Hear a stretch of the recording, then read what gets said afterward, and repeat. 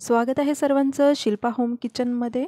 तर आज मी तुमच्यासोबत शेअर करणार आहे अगदी झटपट बनून तयार होणारा असा हा पदार्थ आणि तितकाच हेल्दीसुद्धा असणार आहे. तर आज आपण पालकचा वापर करून मऊ आणि जाळीदार असे आप्पे कसे बनवायचे ते बघतोय. चला तर मग रेसिपीला सुरुवात करूया.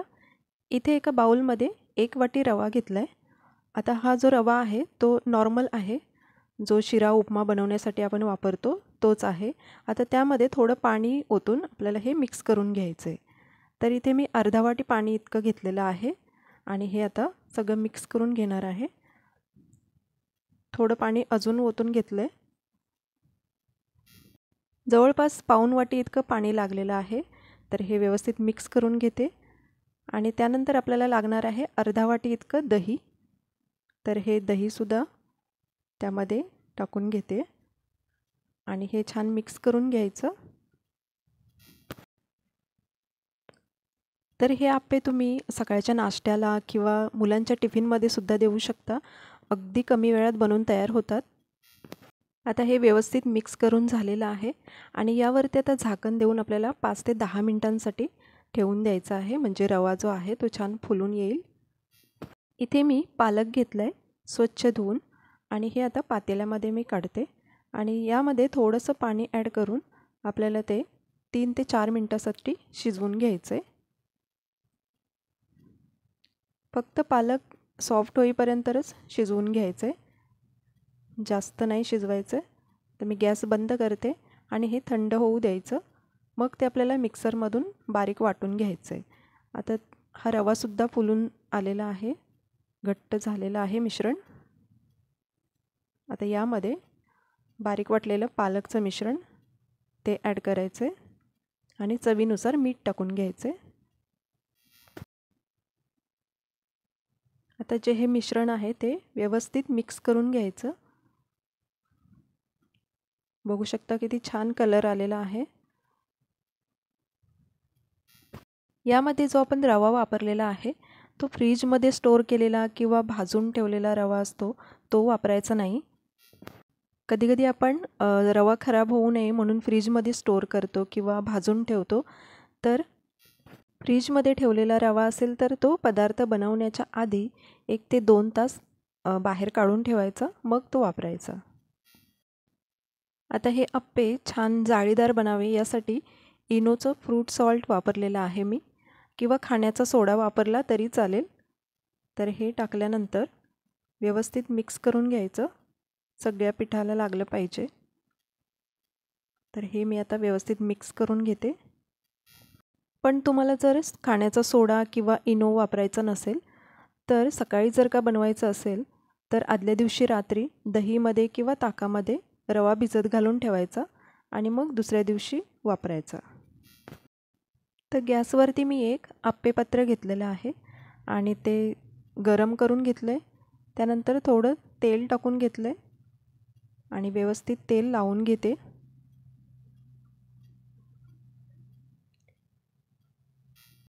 तर तेल छान तापल्यावरती यामध्ये आपल्याला थोडे थोडे तीळ टाकून घ्यायचे. तीळ टाकल्यामुळे आप्पे छान खमंग लागतात आणि दिसायलाही खूप छान दिसतात. तर हे आता सगळे तीळ मी इथं टाकून घेतलेत आणि आता आपलं जे तयार मिश्रण आहे ते सुद्धा टाकून घेते.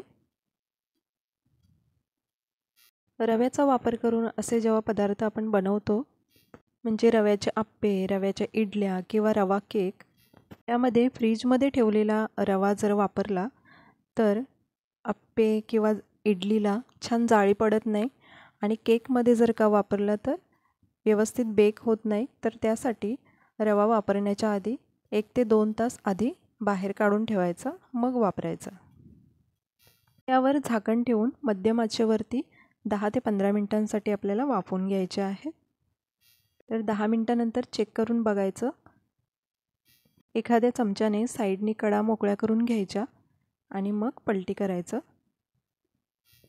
तर बघू शकता काही आप्पे अजून तयार नाही आहेत, तर त्यांना मी परत 2 ते 3 मिनिटांसाठी वाफवून घेणार आहे आणि जेवढे तयार आहेत त्यांना पलटी करून घेते. दुसरं म्हणजे चॅनलवरती नवीन असाल, व्हिडिओ पहिल्यांदा बघत असाल किंवा चॅनलला सबस्क्राईब केलं नसेल तर चॅनलला सबस्क्राईब करा अशा छान छान रेसिपी पाहण्यासाठी. व्हिडिओ आवडली तर व्हिडिओला लाईक नक्की करा. आता मी हे एक एक आप्पे पलटी करून घेते. बघू शकता तीळसुद्धा छान खमंग भाजले गेलेत आणि कलरसुद्धा खूप छान आलेला आहे. तर हे सगळे आप्पे मी आता पलटी करून घेते. हे झालेले आहेत रेडी.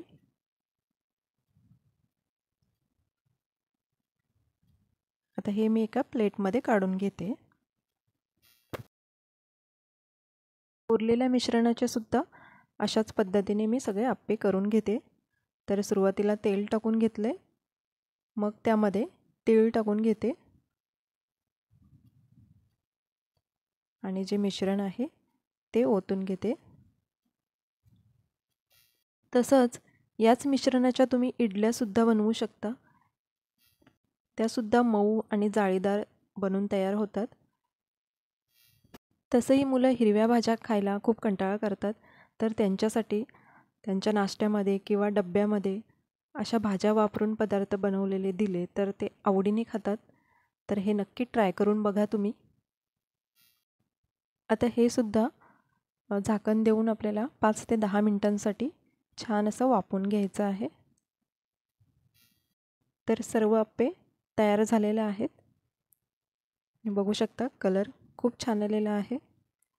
तर मी एक तोडून दाखवते तुम्हाला. मस्त अशी छान आतमध्ये जाळी पडलेली आहे, बघू शकता. तर हे आप्पे नारळाच्या चटणीसोबत खूपच छान लागतात. तर नक्की ट्राय करून बघा. आणि आजची रेसिपी तुम्हाला कशी वाटली हे कमेंट्समध्ये नक्की सांगा. पुन्हा एकदा भेटू अशाच एका नवीन रेसिपीसोबत. थँक्यू.